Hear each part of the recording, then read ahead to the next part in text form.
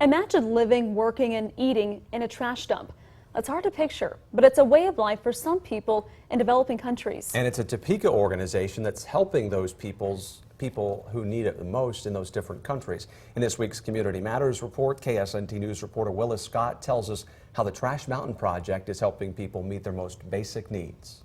In a place that seems unlivable, people are scavenging for their next meal. Founder of the Trash Mountain Project, Durban, says the conditions in trash dump communities are hard to grasp. Even the best of what we see is the worst thing you can imagine, at least in terms of what we would be used to seeing here in the States. Life in the dumps causes all kinds of health problems. It also changes the way people see themselves. Person after person tells us that lives in these communities that they feel like they're a part of that trash. Durban says they want to change that. We're all made in the image of God, and it's not going to be okay with him. It's not okay with us that people are having to live in the way that they're living. The project works in dumps in 5 developing countries. They partner with community leaders to get people nutrition, health care, and clean water.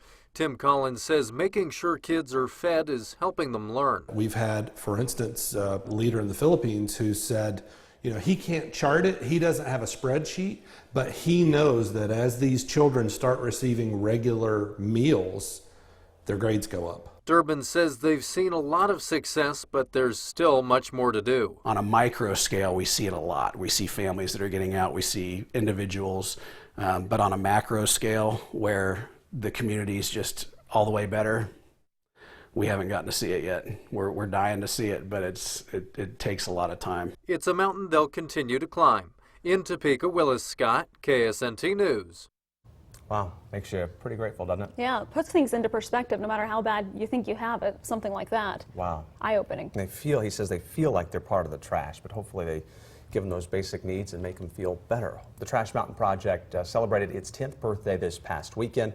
The organization is run by a full-time staff of 8 people, and they partner with 80 community leaders across the world. Oh, that's crazy. Just eight people making that big of a difference. Now, you can help raise money for their work by signing up for Amazon Smile. It's real easy.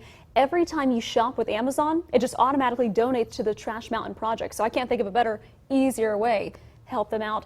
And to find out how to sign up, just go to ksnt.com and click on this story.